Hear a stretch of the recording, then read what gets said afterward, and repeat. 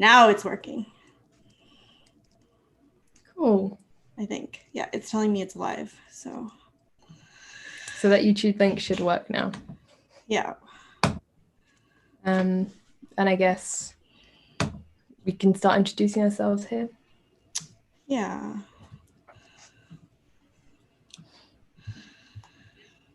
All right. Okay. Oh, hello from Maui. Welcome to Lockdown Film School. Today's session, we're going to be talking about low budget filmmaking. We have two really wonderful directors with us today, Ashley McKenzie and Stephen Cohn. So Ashley is from Cape Breton Island in Canada. Her debut feature film, Werewolf, was made in Cape Breton with an entirely local cast, and Werewolf had its world premiere at TIFF, won the Grand Prix Focus Quebec, Canada at Festival du Nouveau Cinéma, and was named one of Canada's top 10 features by TIFF. And she won the $100,000 Rogers Best Canadian Film Award from the Toronto Film Critics Association, which the National Post called the richest film prize in Canada. Ashley writes and directs films that blend formalism and gritty realism. And Stephen is a Chicago-based filmmaker whose films include Princess Sid, which played at BFI London Film Festival and BAM Cinema Fest, Henry Gamble's Birthday Party, which also did BAM Cinema Fest and the Maryland Film Festival, and The Wise Kids, which won Outfest. His films often focus on the intersection of Christian faith and the LGBTQ+ community in Chicago.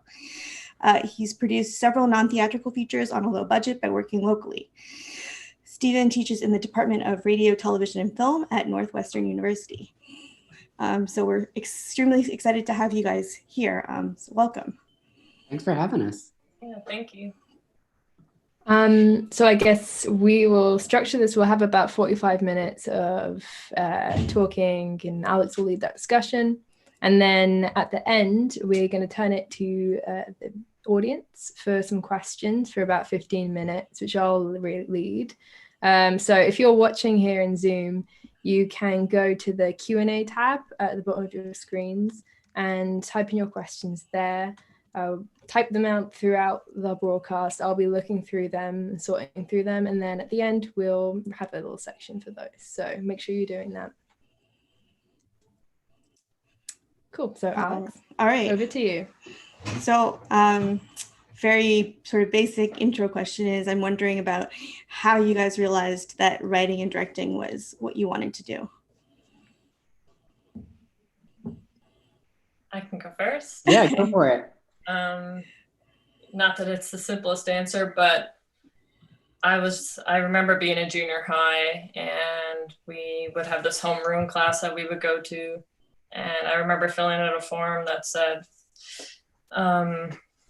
what do you want to be when you grow up? And I remember writing director down, and I'm not totally sure like where that came from at that particular moment. But generally, like, I grew up in a small town, and at a certain point in my teenage years, I kind of got bored, and I kind of opened up my world by nerding out on cinema and kind of like schooling myself in cinema, and that just became a huge part of my life during those formative years. So at some point in that time period, I decided I wanted to do it as well. So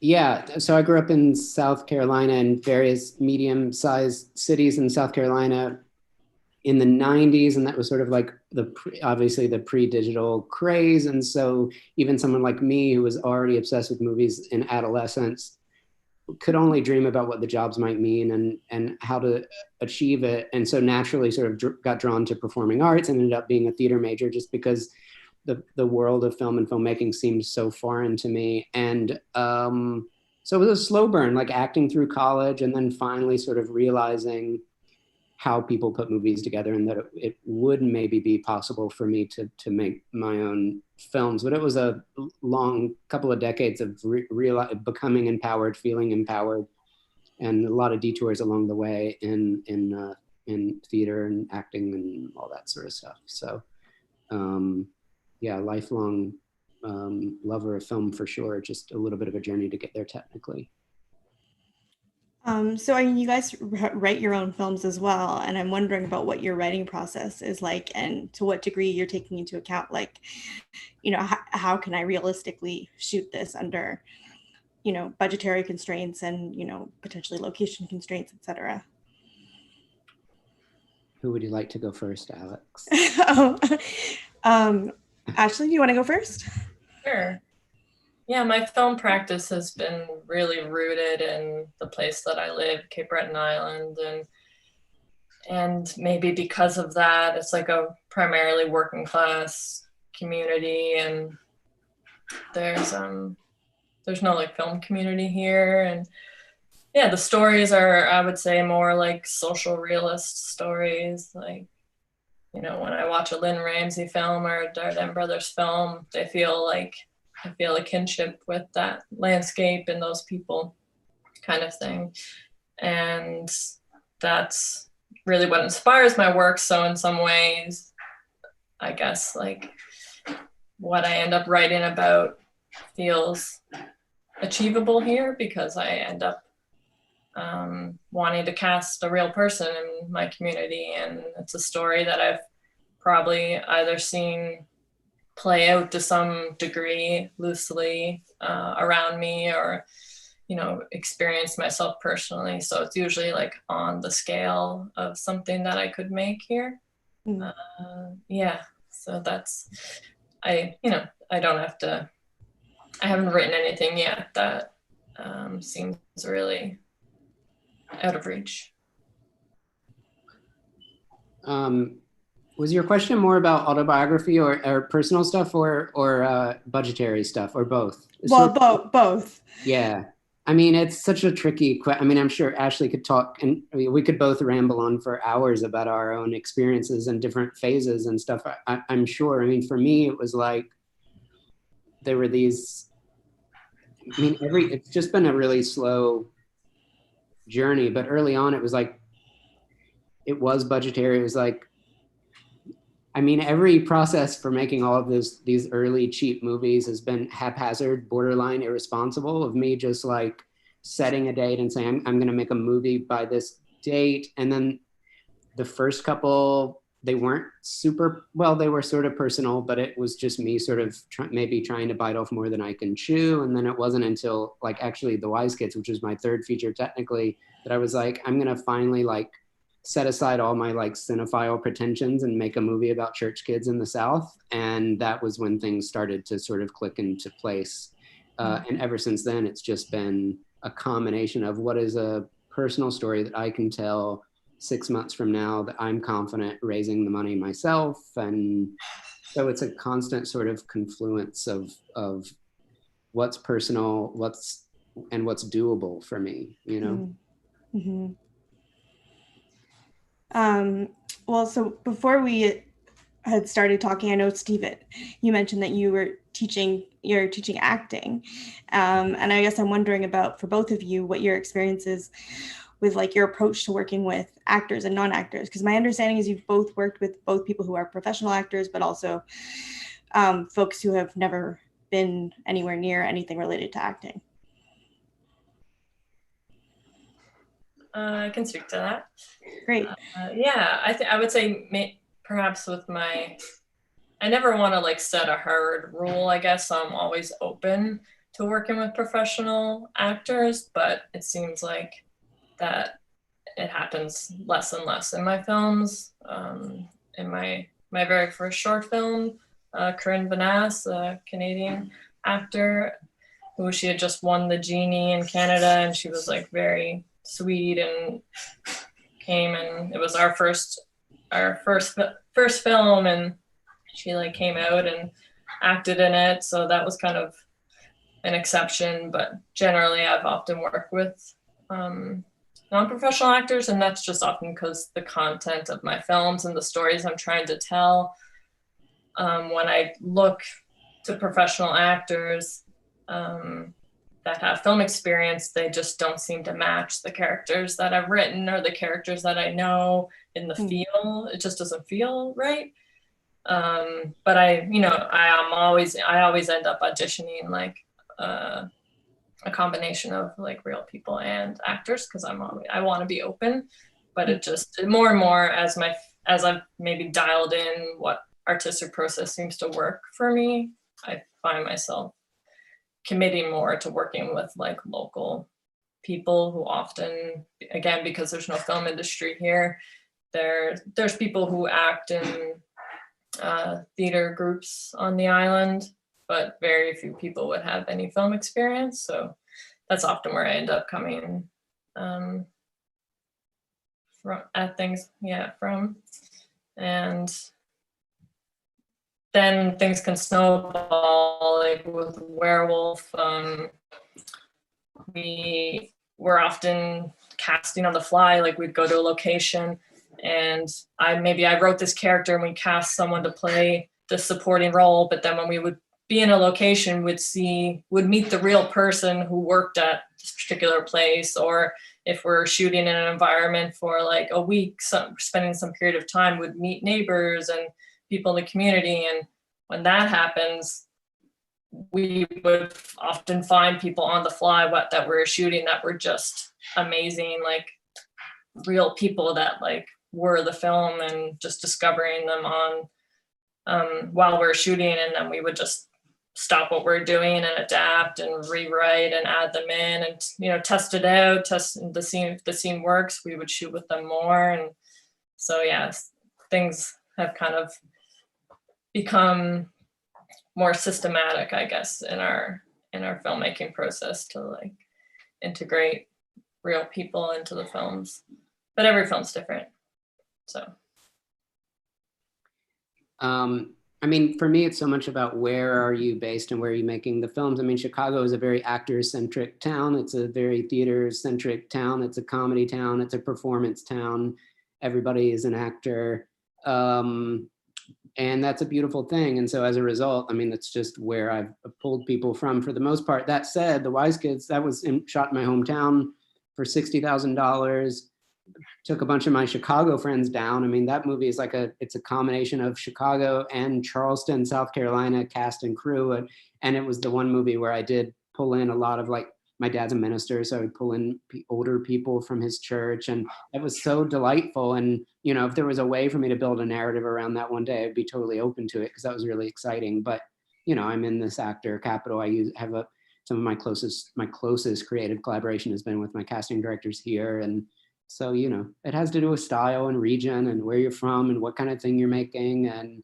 But I have to say, Ashley, what struck me watching Werewolf is what you do get from those supporting people, like the repairman, and you get some like extraordinary throwaway grace moments. I mean, to me, like the moment, there's an amazing moment towards the end of Werewolf where her coworker just pulls a piece of hair off her back, and it's just one of the loveliest things. So I mean, kudos to you for getting what you get out of those people, because they're, even the kids, I mean, everyone's listening, they're there, they're present, it's not awkward. It's kind of an amazing feat.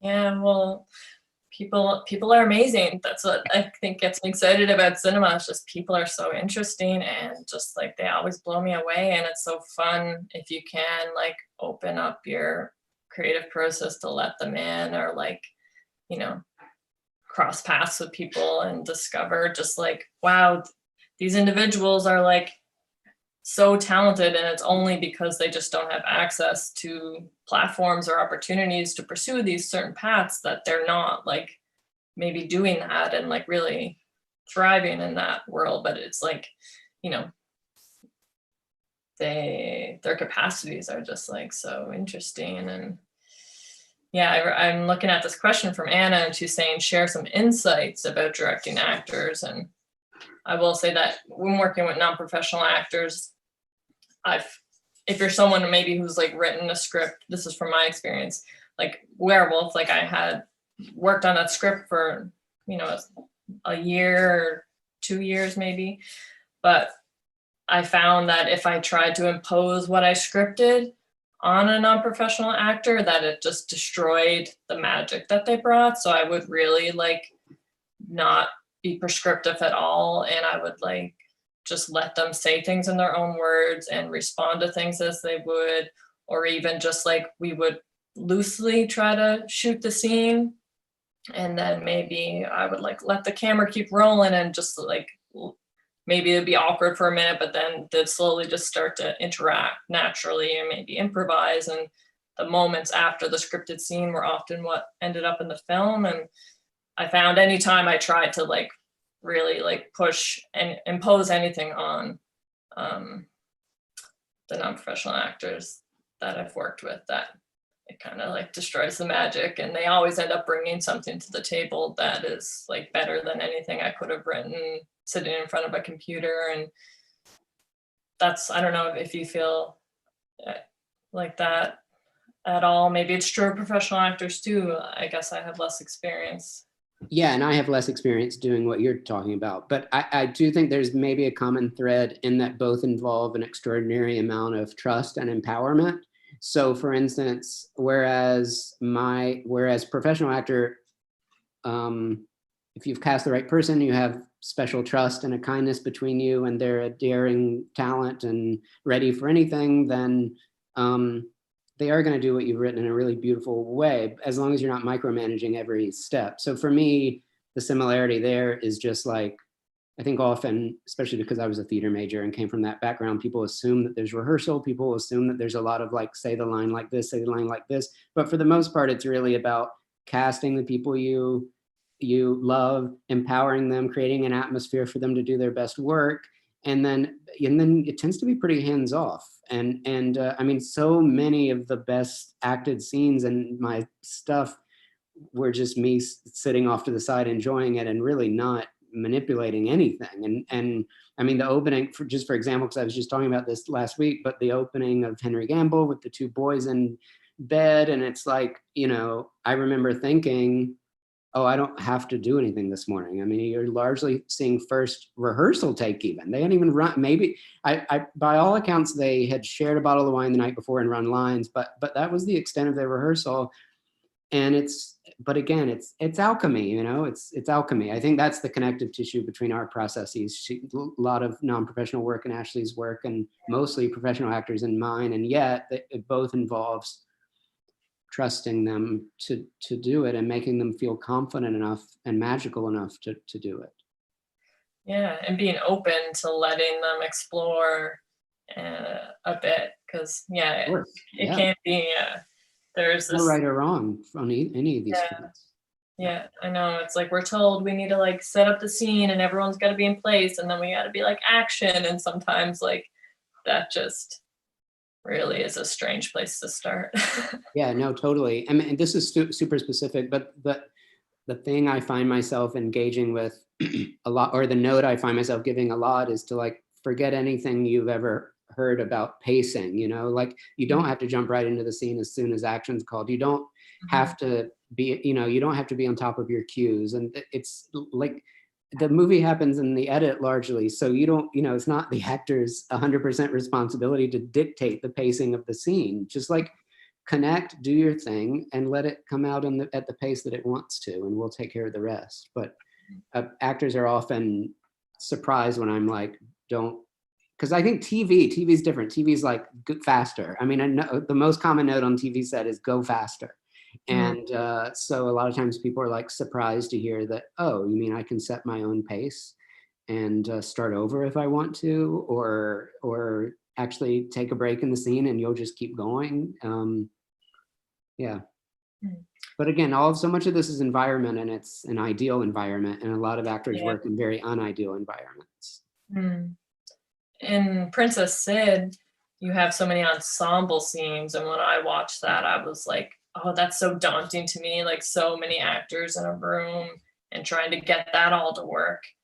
Are all those actors in the room, are they all part of the same theater group? Like, do they know one another? Is there like a rapport there, or are you bringing people in from all different places and just like working with them for a long time, or how's that? Chicago itself is a community, so if you get 20 people in a room, the chances that half of them know each other are good. And what that means is that the other half don't. And so then the task becomes, let's just fool people into thinking that we all knew each other. So ultimately, if they're doing the job, it doesn't matter whether they do or not. And typically here, this is a town that's really, really prioritizes skill and preparation. And so, yes, a lot of it is the vibe. A lot of it is just like shooting that. I mean, like the reading party, again, these are not rehearsed things. And so you're kind of, you're creating a happening and you're shooting it happening, and that's that. But are you shooting with one camera? Like, we were, yeah. Yeah. Yeah. I can't afford another camera. Yeah.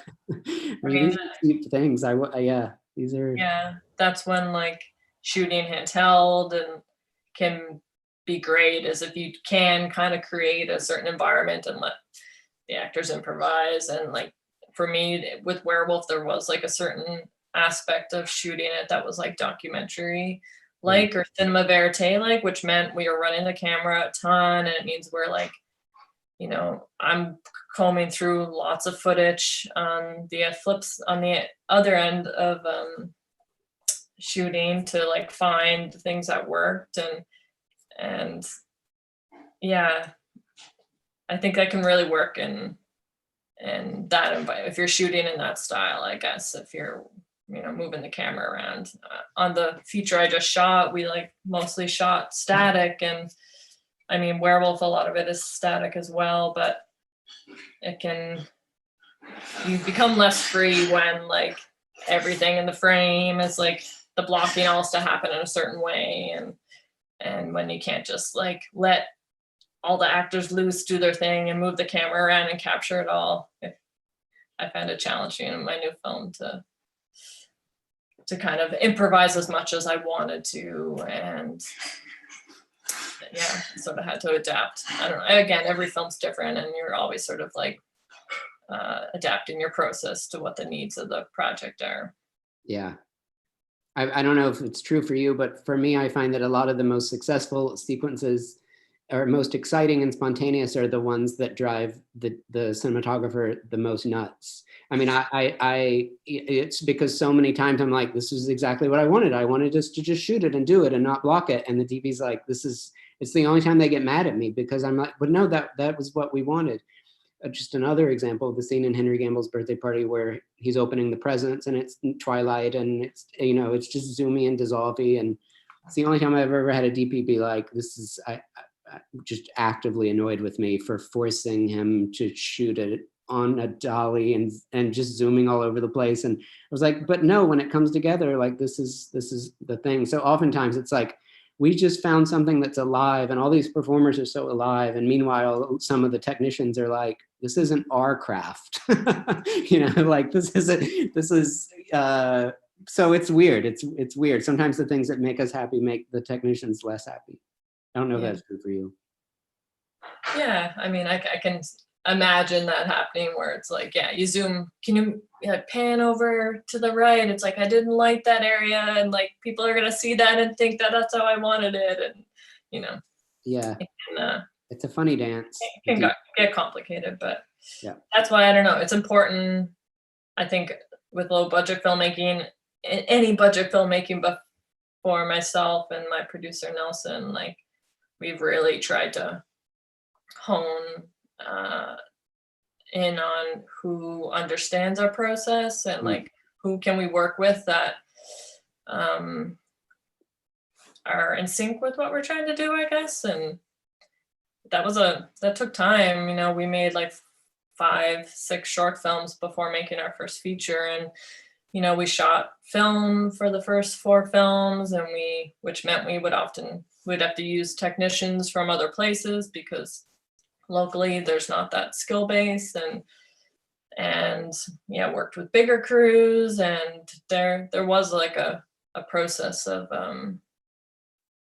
miscommunication that would happen, or just not being in sync, and just some people coming from a more industry background and being like, this is how you make a film. And for us, where we're coming from is like, we can't make a film the industry way because we're just so far from the industry. We need to define our own way to make a film, and there would be a gap sometimes where, with our team, that if we didn't, over the years, we tried to close that gap, because it's hard when everyone's not on the same page, and it takes like some communication and some learning and changes from film to film to kind of try to find the team of people and to try to articulate what you're trying to do. And it's definitely like a learning process for us.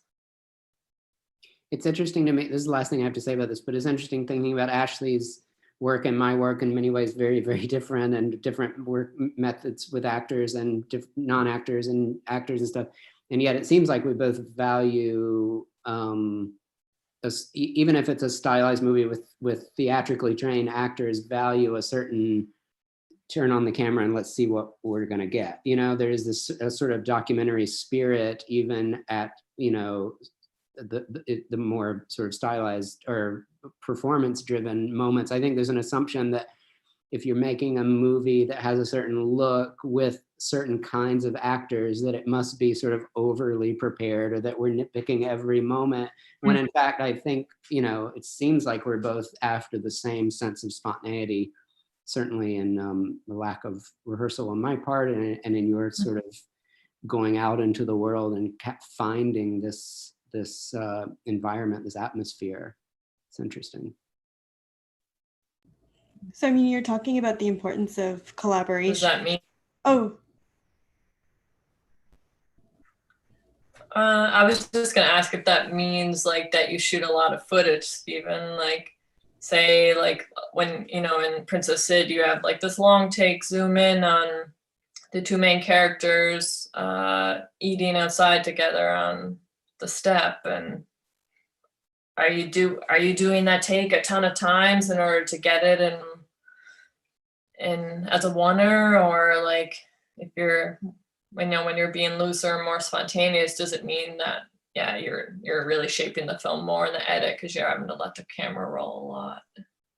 I don't 100% know the answer. I think I do have probably an annoying amount of really long takes. So it's not so much cutting and starting over as this is our 15-minute chance to get this in one like really, really long take. I think it varies how these moments are being captured, but certainly no, I've done this budget. It's not, let's find it in the edit. It's just somewhere in here, if the actors are free and giving you a lot over a 12-minute sustained course, something is going to be there. So it's all written, it's all ready to roll, but yeah, a lot of long takes.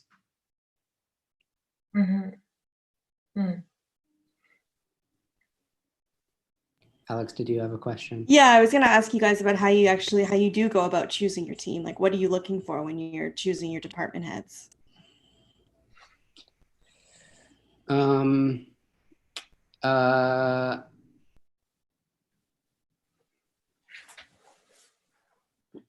Gosh, it's different for every movie. What happens is that often you'll find a family and then the family is very talented and then they'll become wildly successful and then you lose them.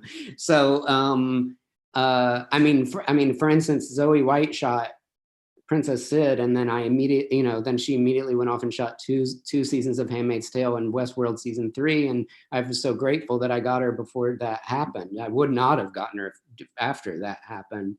So that happens sometimes, as you lose people, and sometimes it's like, I'm like, well, Princess Sid is an insane example, but I conceived of that very late in the game and the turnaround was embarrassing.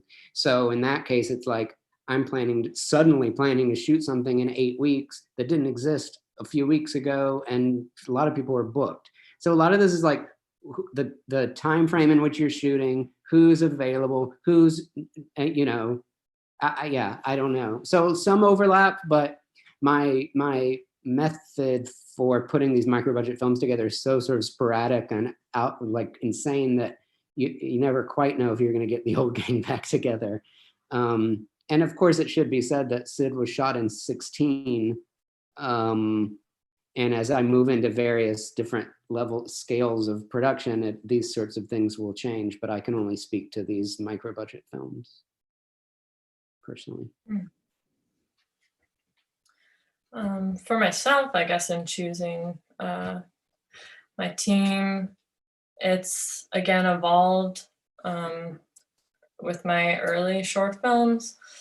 We were shooting film and I was working with like really incredible cinematographers and production designers, women that inspire me a lot and I learned so much from, and I loved working with them. But as I came back to my hometown and was like, it was always my plan to make films in this area.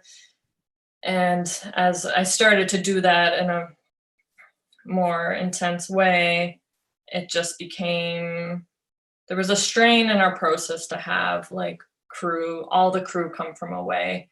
We found that if we were bringing everyone in from away, that we had to shoot on a tighter schedule, and then we lost like our ability to explore and take the time that we needed to make the film that we wanted. So we were again like, okay, how do we adapt and define a process that works for us? And so we decided to stop shooting film was one thing. And when we made that decision, we were able to work with some people locally that were people that we knew since we went to school together, high school and sort of thing. And there is a skill base here with digital technology. And so that we made that choice, and then that freed us up to shoot with like all local crew. But again, there's no industry here. Like I'm deciding to make films outside of an industry center. So that meant that our production, our department heads, which often are like the department, it's just one person maybe in a department, were people that have never worked on a film before, but they're artistic people, like multi-talented people. And, you know, maybe they're into photography, or maybe they're a carpenter, or many different things. And we would just groom people to work on our films, and that just was like really clicked for us. It just was such a relief to be able to prep the films on the timeline that we wanted to, and to work with people that are from this place and like have the same history with the locations, and the stories are familiar to them, and they bring all this, I want to say, social capital in our communities. Like, you know, if we're trying to cast someone, you know, everyone on our crew would have ideas for someone like locally to cast, or if we're trying to find a location, then someone has a family member that works here or there, and that sort of thing. And so we kind of like threw our old model kind of out the window. Not that that wasn't great, and those collaborators were amazing, and hopefully again in my future films maybe things will change, but it just was not working for us to try to like bring everyone from a different place and have them here for this limited amount of time. It just didn't seem to create the best film that could be made. So we were kind of like, why can't this person act in a film, and why can't this person be our director? And, you know, there's a learning curve to some degree, but it's, I don't know, it's worked out fairly well for us. But we are like working on a smaller scale, smaller crew, and we're choosing not to work with like certain types of equipment that, you know, would require more experience and this sort of thing. So again, it just depends on the story you're trying to tell. Like, it would be hard to use that process if you know, want to shoot like a certain kind of film with, you know, lots of dolly tracks and cranes and things like this, and special effects. And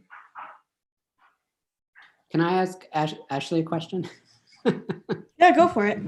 Ashley, I don't know if I can, this is sort of like esoteric maybe, but like I'm in awe of people, and I realize we both make scrappy films. I don't know what your budgets are, but I envy people who can make films for under 100 grand that feel very rich and lasting. And I'm just wondering, when you know that something is going to be made for pennies, how do you, how do you reach the sort of technical or the demands that the artistic demand bar that you've set for yourself? Like, do you struggle with like, are people going to see the seams? Like, if we're going to make it this way and we want it to be great, these are the things that have to happen. Like, how much are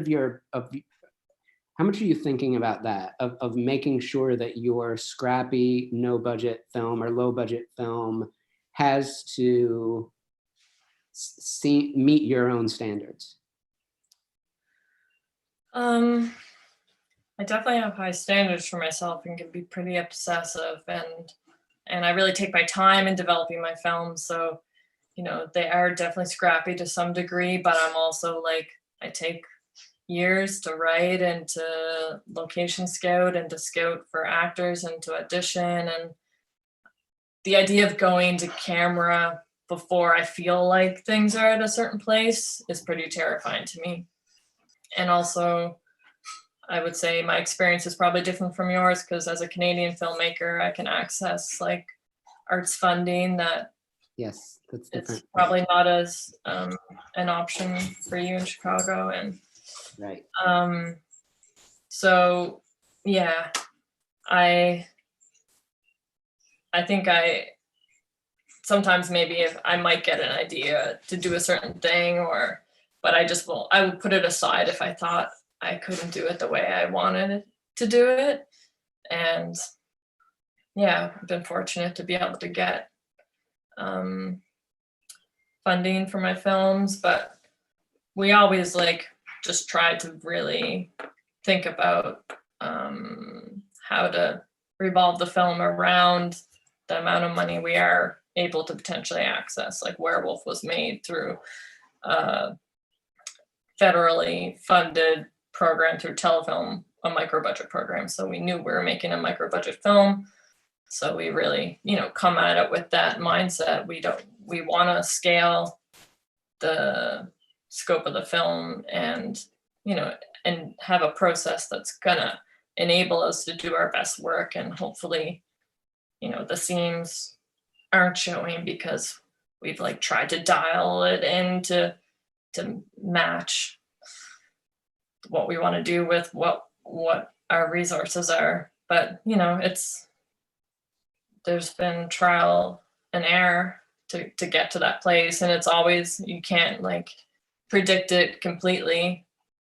But I think that's why we value so much like making sure we have time, because if something isn't working out, then we want time to be able to like reshoot it and to change, like, so we can get it to where it needs to be. Because like not everything always works out, like, because I wanted to, we want to take risks all the time with our films, and like sometimes like a risk really leads to something amazing, and sometimes it just doesn't work out, and that's when you don't want to be like have your hands tied by like, you want to be in control of the process and what you can do to like get what you need to get to the level that you want it to be at. I feel like every filmmaker has this idea of what the mediocre version of what they're trying to make is, and there's always that gap between like, I'm sure you're aware in your mind's eye, though you would never dwell on it, of what the underprepared version of Werewolf looks like, like, and for me, it's always like, okay, I've got to fill this gap. You got to bridge this gap between the mediocre version of what I'm working on and that's constrained by budget, either way. How do you fill that? Pull it off? It's hard to make these things. I guess maybe deciding to be the editor, for instance, on Werewolf was like in some ways trying to like have control over that. Yeah. Like I don't know if I could expect anyone else, or I don't think we could have paid anyone else to spend the amount of time that needed to be spent to comb through all the footage that we had and to basically sculpt out of the piece all the seams and just like getting really creative with it. If I had handed it over to an editor, I think it would probably have been a different film. But again, that's where the obsessiveness can come into play as far as like trying to get it to a different the place you want it to be. It's like you have to be willing to just like you spend a lot of time with it. Yeah. Yeah. I mean, is that, so I know both of you have edited your own films. And I guess, is that mostly for that control? Like, because I would imagine that on the one hand, it's good while you're shooting because you know, oh, I can change this in the edit and I'm going to have total control here. But on the other hand, you've written it, you've directed it, like now you're editing it. Like, I imagine maintaining perspective must be kind of a challenge. Yeah, Princess Id was the first movie of mine that I did not edit, and it was a magical experience. So I don't have no regrets there. And that was a lot about just being exhausted by the workflow of it, and not being very tech savvy personally. To be able to hand that off was nice. I don't know. I'm very grateful for the opportunity to edit the opportunity I hired myself to do on the other movies. I'm not 100% convinced that some of those movies wouldn't have been more successful with other people, to be honest.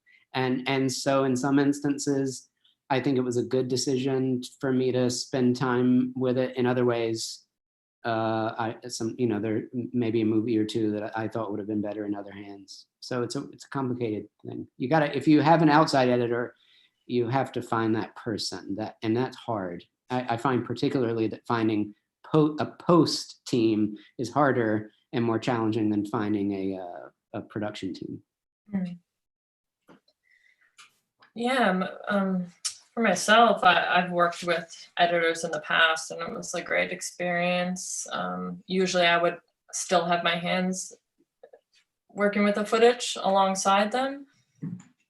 But again, it was kind of like somewhat practical decisions that had to be made for me. Again, there was no editors living in the area where I live, so I could have made the decision to live somewhere else for a while and work with an editor or be at home, and I chose to. And I think it was probably a budget thing and also maybe a stylistic thing. It just felt like the thing I needed to do, but it is super hard to maintain perspective, and you get tired. And I think it would be interesting to be able to be more in director role and work with an editor, and then maybe start writing something else. It's like it's a long journey when you're immersed in like the details of editing, and it's like it is hard to not get lost. And I relied on my producer a lot to send cuts to get feedback, and that can be a challenging process. So it's like it's not entirely about control. I do think it's like can be quite interesting to cut it yourself, because maybe you like really take your ideas a bit further. Like maybe some things can get dulled a little bit if it's in another person's hands, depending on their style. But if you find an editor who like understands your style, or even is like more extreme than you are, more experimental than you are, then they can like take things further than I would have even thought. So it all depends on like finding the right person and whether you can just actually, make it work on your budget and your location and people's timelines, and just comes down to just like doing what you need to do to like get the film to become what you want it to become. I will say, as an educational experience, I highly recommend editing your own your own stuff, especially as someone, I think actually story is one of my weaknesses as a director, and there's no crash course for storytelling like editing a series of your own movies and realizing how much extraneous, excessive material you didn't need. I mean, the Wise Kids is 95 minutes. The first cut was 2 hours, 40 minutes or something. There's no reason for that. So you're sort of putting yourself, for me, it was like putting myself through a crash course, interestingly, as a writer. I mean, editing your own stuff is really, really great if you're interested in writing. But it's taught me a lot about storytelling. It's so true. I remember Kelly Reichert saying a similar thing, that she wouldn't want to miss out on the opportunity to basically learn in the edit. And I think she was maybe referenced something like, why I should use the close shot and not the wide shot, and just like there is just so much to learn. Yeah. But I mean, you know, we can, I guess as a director, you can also work closely with an editor and learn a lot of stuff as well. But depends on how hands off you want to be. If you hand it off and then move on to your next project, then yeah, you're gonna like not get all the insights, which, you know, can be like really hard pills to swallow sometimes. Right. Those insights, but they can also be really pretty empowering to take into your next film.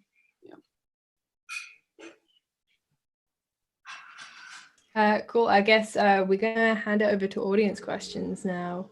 And I just wanted to start by sort of merging an audience question and a question we were going to ask you. So our audience question is from Christy Fleetwood, and she asks, what's your festival game plan, and do you have festivals in mind before you shoot? And I guess that's kind of related to what we were going to ask about sort of like, obviously you're making films without big name stars, so it's a huge challenge to actually get those seen and get them in front of people. So what has your experience been with film festivals, like supporting your work, and how has that helped to get your film seen? Yeah, I think, you know, as you mentioned, Orla, like films like Steven and my own films, like, because they don't have big name actors in them, their life, I think, can really, it's super dependent on film festivals and also like film criticism, film critics seeing the work. So it's been huge for our film practice to screen at festivals and to develop relationships with festivals and making short films, and, you know, they get to know your work, and maybe you get to know a programmer, and so you can send your first feature to them directly. And a lot of times festivals have kind of talent development programs that you can also apply to. And I think all that stuff is like that network of festivals and filmmakers, your peers, whether it's programmers or filmmakers or film critics. It's just a very supportive community, and everyone like really is excited about cinema and wants to encourage one another, I think, and that's what I felt. And so that's where our films have like always begun their life, and it's often been kind of a slow gathering of moss process, one festival to another, and, you know, maybe a certain review, and then you know, because we don't have big budgets to like, all right, let's do a major release where we do all our press now, and it's just not like an option. It's like word of mouth and like a very small, slow burn kind of release typically, as far as reaching audiences and getting our films out there. So for me, it's just, you have to be patient and just try to share the film as much as you can. And yeah, festivals are huge. I mean, it's so complicated and frustrating. I mean, I could literally talk for 3 hours about this. Probably an hour of it would be valuable, but I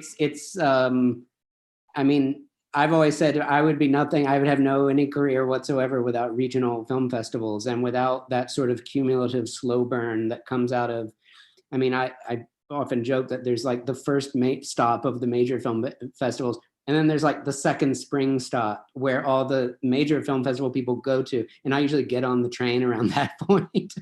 So it's like, you know, I would be nothing without the Marylands and the Sidewalks and the Cucalorises and the Outfests and the BAM Cinema Fests and, you know,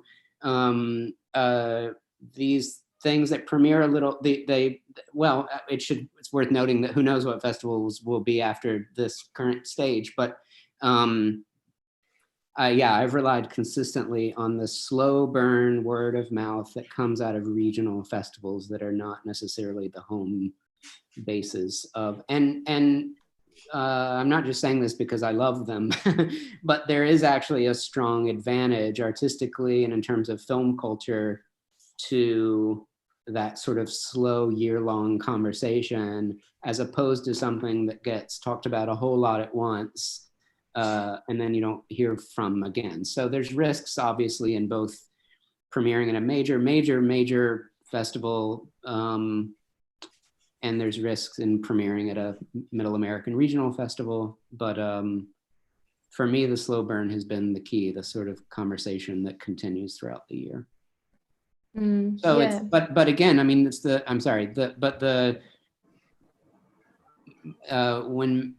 when Eric Hatch was at Maryland and took Henry Gamble, it seems small, but it was a major turning point. And that was after Eric had turned down other movies of mine. And it was, to Ashley's point, I emailed Eric every year for 3 or 4 years while he was turning down some things I was making. And he was just so kind and connected and interested, and then eventually took that film and then Sid, and that was that. And then there was a lot of back and forth. There was a close relationship between Maryland and BAM Cinema Fest, and then suddenly you're finally screening in New York, and it's like, okay, these personal connections matter, the patience matters, as Ashley said. But I'm a big advocate for regional festivals. But there's also, sorry, I'm going on, but there's a sweet spot of regional fests that I don't want to sound flippant and say that matter, but you have to sort of have your antenna out, because we live in a world in which there are like thousands of film festivals and sort of anyone can start one. So you sort of have to have your antenna out as to the programs and what looks interesting and what feels like it's really alive and has an organic life and means something to the films and the filmmakers. So it's not just, oh, here's a regional filmmaker, or here's a regional film fest. It's here's a regional film fest that seems to matter in a really real way on multiple levels. And that takes a lot of sort of research and really having your antennas out. Yeah, I mean, I was like really pleased to see, I was watching and rewatching some of both of your films this week, and I was pleased to see that they're like quite widely available on some streaming services. Like I was able to watch both of your films on Prime here in the UK, and I was wondering if you'd seen like an uptick in people watching your films since they've become so widely available, which is very different from obviously like the insular film festival circuit. I don't know about Ashley. I have a distributor. I don't see any numbers at all, ever. And to put it sort of weirdly, the only indication that I ever have of how many people are watching my movie is how many tweets there are about it.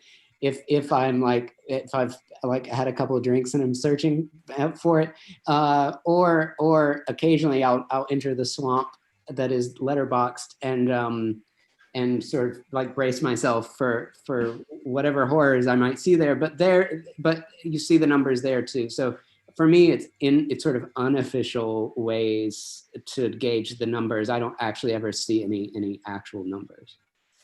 Yeah, it would be interesting. That's a good question. I wonder if we can access those numbers, because whether it's like CBC Gem or Canopy or Air Canada flights or these different places where films often end up after festivals, it would be interesting to know what the numbers are on their end of things. I'm sure they're getting them. I think the larger the company, the less likely we are to get them. Yeah. But it's just it's nice to be able to have the films on these platforms so you can actually send people to them, because for a long time I felt like in making my short films that don't have, and again maybe that's changing now, but there weren't these kinds of platforms. It really felt like outside of a film festival it was hard to share your work with people in your community or just anyone that you meet, family, friends. It does seem like things are, I would like to think more people are watching them because of the platforms, because I certainly like tell people that they can watch it here or there, whereas in the past I would be like, it's actually just playing at this festival in this place and that's nowhere near here, and I do have this like Vimeo link with a password, and they're like, what's Vimeo, kind of thing. But if you can say it's on like CBC Gem or things are changing, and I'd like to think that the work is being seen more now. So I have a question from Jonathan, who asks, the goal of most artists is to get paid at least a living wage to do what we love. Can you discuss a bit about fiscal responsibility to finances and your cast and crew? How much does the ability to get pre-sales affect the project you chose, and budgeting? Pre-sales. What's that? I mean, speaking for myself, the movies I've worked on larger things as a writer. I directed a couple of episodes of TV, but in terms of movies, I'm like setting $100,000 budget or $60,000 budget or $150,000 budget. I'm raising money from individuals and fingers crossed that it lands on a platform. I mean, that I hope will, depending on the movie, the scale of the movie I'm working on will change. But for the movies I've made thus far, it's as direct and kind of pragmatic as that. There is no fund or organization or pre-selling. But now I wonder if I'm being flippant. I mean, I after the fact, I have had a very good relationship with a distributor called Wolf, which is a LGBTQ distributor who have acquired my movies, have paid me a little bit for them. Money doesn't go to me, it goes to the investors, the poor people that I talked into making these inaccessible things. So after the fact, yeah, I mean, you hope that it's good enough where someone will come in and say, we'd like to acquire, that it might not be like Sundance level, like $500,000 acquisition or $2 million acquisition, but maybe it's a little something, and you can go back to your investors and say, I know that you all invested, knowing that you might not get anything, but I'm happy to report that we'll be able to give you a little bit. I mean, that's the best case scenario when you're making small independent films with no, so ultimately you're making an artistic investment, a sort of spiritual investment in a future, and the artistic trying to make an impression in culture. But that's a different game depending on what scale you're working in. Yeah, that's a good question, Jonathan. Like, how do we just survive and get to do what we love? It's like such a good question, and I think we're all like always grappling with it, and again, it is probably different person to person, but for myself, I would say that it was like a long process. I would say, like, I'm 35 now, and like all through my 20s, I just kept my life, like, it's a huge lifestyle choice. And again, it depends on what kind of films you want to make, like, and where you want to make them. And for me, I'm not trying to be in the industry, so I'm coming at it from that, a different perspective than maybe a lot of people. But I am able to pay my bills and to spend time with like the things that inspire me and with good collaborators, and hopefully make work that I'm proud of and that my team's proud of right now. And it's like been a huge lifestyle choice to keep my life super small and frugal for a long time, to make short films where,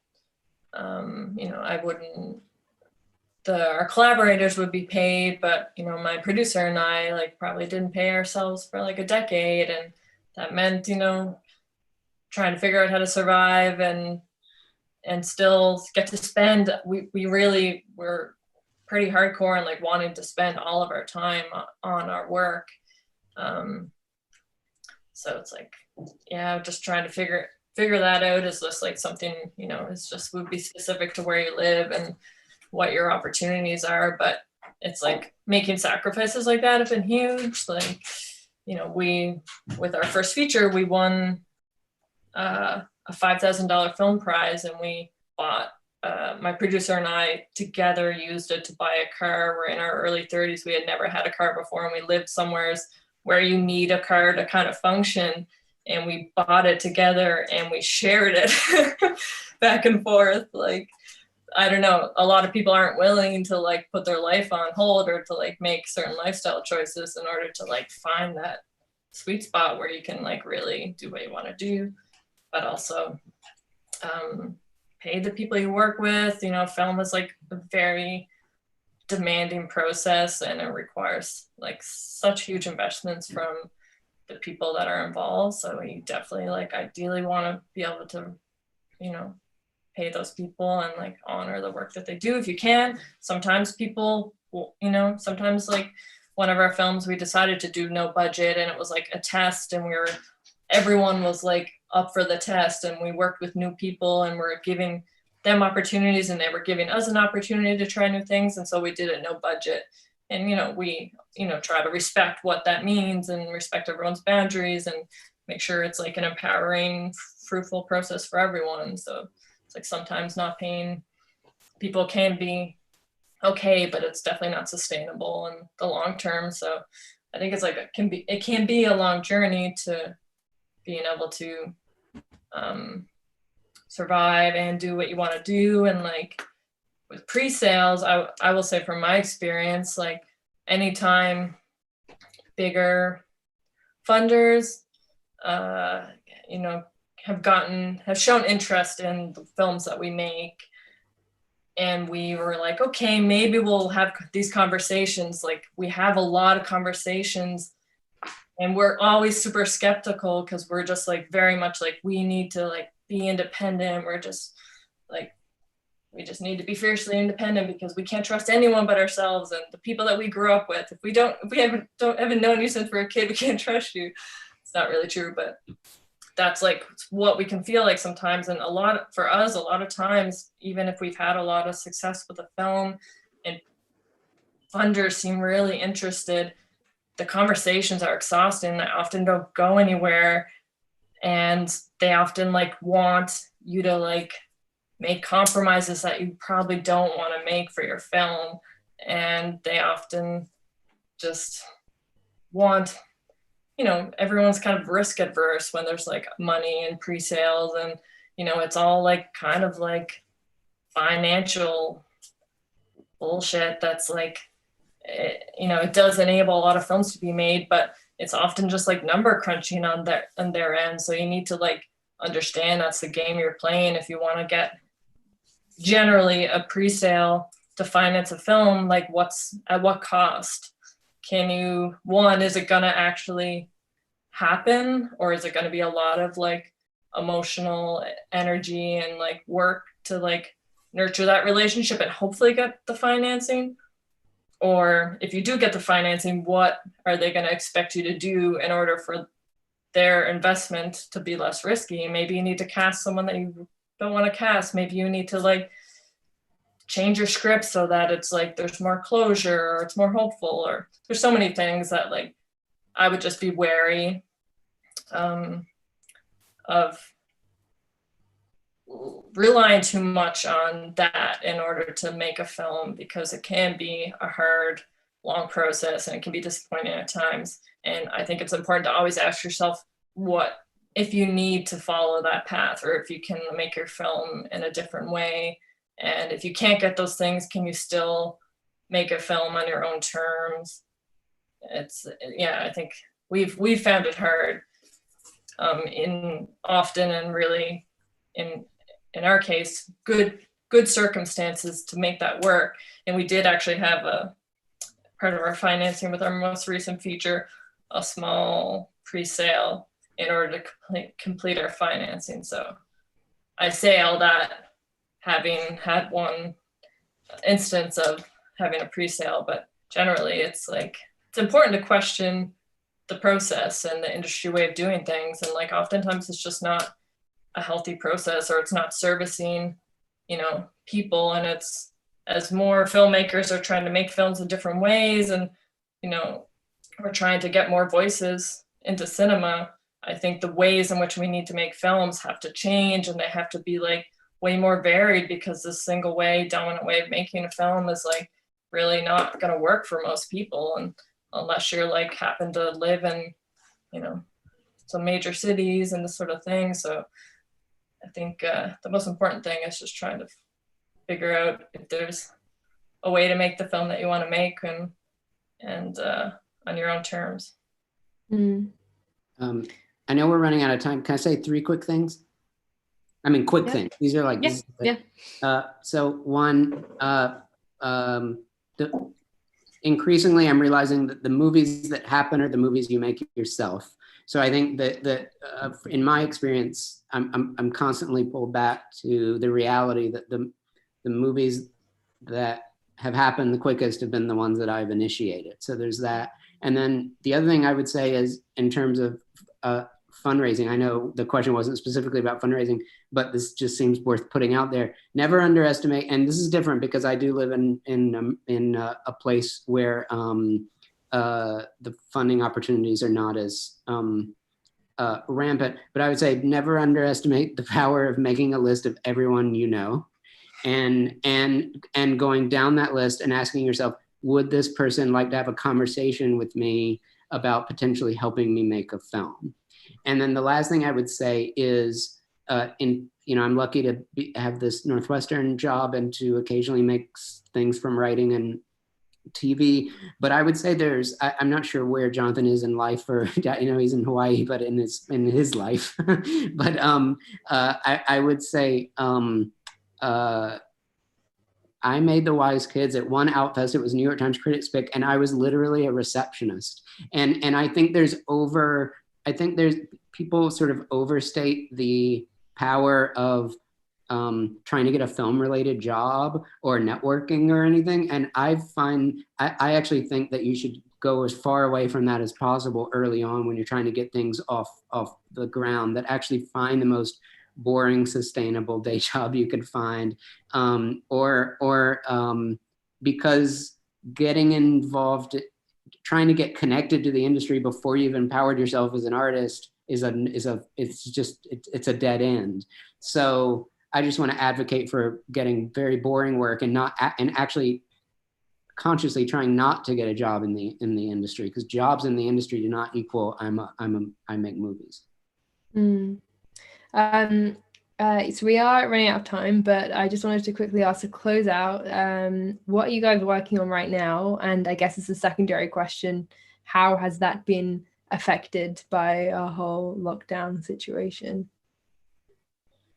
Well, Ashley just shot a feature, so what a convenient time to be editing, right?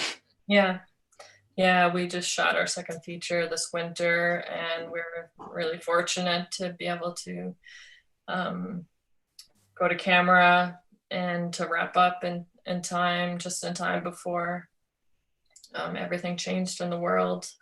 So while we're in lockdown mode, we're able to work on the edit of the film, which is going to require lots of time. So yeah, we're lucky and excited very grateful, feel very lucky to have something that I am excited about to work on right now. For me, when the pandemic started, I was trying to cast something and writing, and that has not changed. So, but if anything, I will say, this might come off as selfish, maybe not. Hopefully everyone feels this way. Just setting aside the tragic dimensions of the pandemic, obviously, I will say there's something about film culture taking a little bit of a breather that I think is actually good, and has made me actually feel kind of reflective and almost like a clock, sort of resetting the clock and taking stock of priorities and the things you love the most that you're working on, and not getting so bogged down in the race that is making things. And so, I hate to ever say there's an upside to a terrible disease, but the film culture specifically I think, again, going back to the conversation of the maddening topic of outdated sort of mode of film festivals as being the primary gatekeeper sort of thrust of success, traditional success in this country, everything, festivals, production, everything, taking a moment to think and meditate before it moves forward is a good thing, I think. It's so true. It's good to pause, and it can be hard right now to work, to think of why should I be working on a film right now when there's such terrible suffering happening, and it is a strange time. It definitely puts things in perspective. Okay, well, I think we're gonna close it out here. thank you both so much for your time and your really wonderful insights. And as we had mentioned earlier in the discussion, it's definitely possible to watch both Stephen's films and Ashley's feature. They're pretty widely available on streaming services, at least in the English-speaking world. So we do highly recommend catching up with them if you haven't already seen them. They're all really wonderful.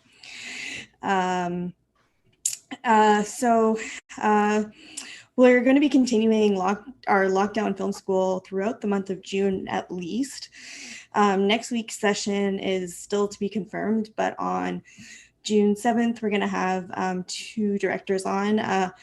Madeline Olnek, who did All Notes with Emily. Thank you. Sorry, going to have sleep here. And Imand, who's a Quebecois director who has made several films, including Nellie and Jeune Juliette and Our Loved Ones. So that will be on the 7th. And there will be a few more. We're just sort of firming up dates with everybody, but so stay tuned for more announcements about that. And then this session will be up on YouTube to watch from the beginning as soon as we finish. So I think did I miss anything? I think that's everything. Okay. Well, thanks so much, everyone, for joining us. Yeah, thank you. Thank you for having me. Yeah, thanks to Seventh Row, the awesome work that you all do, and thanks for everyone who tuned in. Thanks, guys. Good to see you, Ashley. Yeah, great to see you. Bye. Bye, everyone.